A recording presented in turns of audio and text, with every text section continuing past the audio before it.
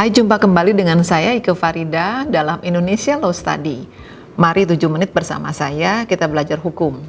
Untuk episode kali ini kita akan membahas tentang kebebasan berpendapat di muka umum, namun kemudian dijerat secara pidana dengan dugaan pornografi.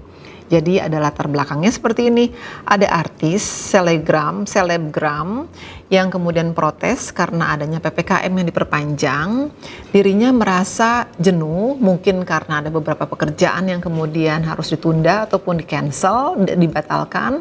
Kemudian dirinya menggunakan bikini berpose di depan rumah di Jakarta. Kemudian foto tersebut disebarnya dan diupload dengan ada tulisan saya stres karena PPKM diperpanjang. Nah, kemudian pada malam harinya didatangi oleh kepolisian dan ditangkap untuk dilakukan wajib lapor. Dasar hukum atas penangkapan tersebut adalah karena artis tadi diduga melanggar pasal 10 Undang-Undang Nomor 44 Tahun 2008 tentang pornografi. Ini sebetulnya ada sebagian orang yang bilang bahwa ini adalah berpendapat di muka umum. Ada sebagian lagi yang mengatakan bahwa oh tidak, itu bagian dari pornografi. Nah, definisi dari pornografi itu sendiri apa?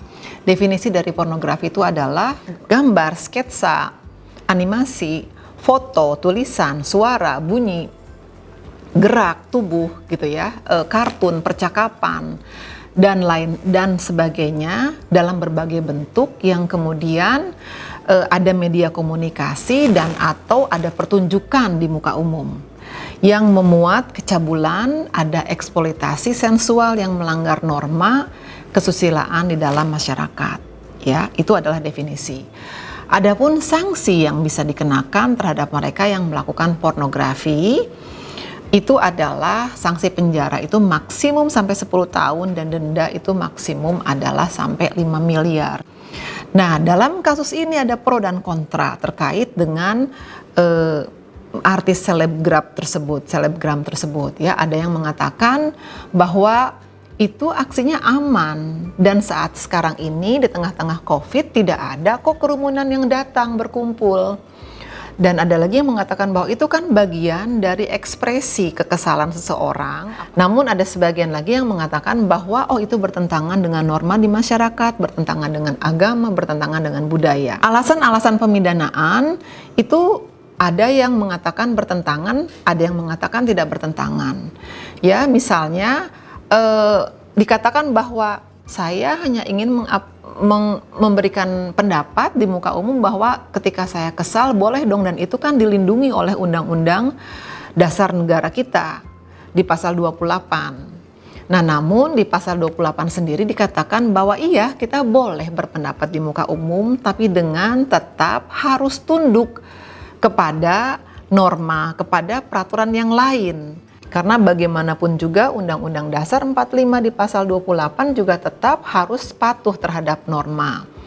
Nah, terhadap pasal-pasal yang disangkakan kepada yang bersangkutan adalah karena di dalam putusan MK misalnya, putusan MK juga mengatakan bahwa ya seharusnya disimpulkan bahwa seharusnya tidak boleh dilakukan seperti itu. Itu bukan area untuk Anda berpakaian bikini. Mungkin beda cerita ketika Anda memakai bikini sedang di laut, misalnya sedang berenang dan Anda ingin mengabadikan dan mungkin ingin mengupload, itu mungkin berbeda ceritanya. Yang lain adalah ada juga silang pendapat dari The Institute for Criminal Justice Reform yang mengatakan bahwa kasus ini terlalu dikriminalisasi. Seharusnya, jadi ini over kriminalisasi. Ini bukanlah masuk ke dalam pornografi, tapi tetap kita negara hukum dan kita punya pagar-pagar hukum yang memang kita harus taati. Kalau sampai itu dilakukan di misalnya di daerah seperti Aceh, mungkin ada hukuman adat yang akan diberlakukan kepada yang bersangkutan. Kalau itu mungkin dilakukan di Bali, mungkin masyarakat di Bali tidak akan berkeberatan. Tapi karena itu mungkin dilakukan di Jakarta, masyarakat Jakarta lebih berkeberatan, ya, misalnya seperti itu. Nah, kalau seandainya ini negara lain, itu misalnya seperti di Amerika, kasus-kasus yang tidak merupakan sebuah kejahatan, tidak masuk ke kategori kejahatan, itu biasanya dihukum misalnya untuk bakti sosial, untuk melakukan kegiatan-kegiatan yang sifatnya sosial, membantu di yayasan apa, di panti werda misalnya, di panti asuhan gitu, seperti itu. Dan saya rasa sudah saatnya mungkin pemerintah Indonesia juga memikirkan bahwa untuk kasus-kasus tertentu, apalagi pelaku adalah masih muda, masih belia dan tidak ada niatan buruk, nah itu bisa diberikan sanksi-sanksi yang sifatnya lebih mendidik dibanding dimasukkan ke dalam penjara. Nah, kita juga punya kewajiban untuk menjaga dan melindungi generasi kita, sehingga si generasi kita itu ketika dihukum dia akan lebih sadar, bukan menjadi balas dendam. Nah, ada beberapa tips dari saya, khususnya bagi mereka, bagi adik-adik yang ingin mengupload di sosial media. Nomor satu, kita harus hati-hati konten yang akan kita upload. Karena tadi definisi dari pornografi itu cukup luas dan sanksinya cukup berat. Itu yang pertama. Yang kedua adalah selain itu, jangan terlalu hal-hal yang sifatnya pribadi dimasukkan ke dalam sosial media. Karena ketika kita masukkan ke dalam sosial media itu menjadi milik umum, padahal ada beberapa hal yang seharusnya tidak boleh menjadi milik umum. Kemudian kita juga yang ketiga, kita harus pahami hukumnya seperti apa nih nanti. Kalau sampai saya seperti ini, kira-kira saya masalah nggak ya gitu.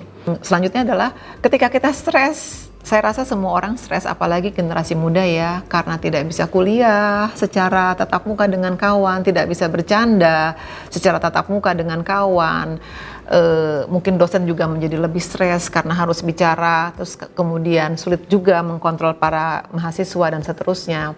Ada beberapa tips ketika kita stres dalam masa pandemi seperti ini.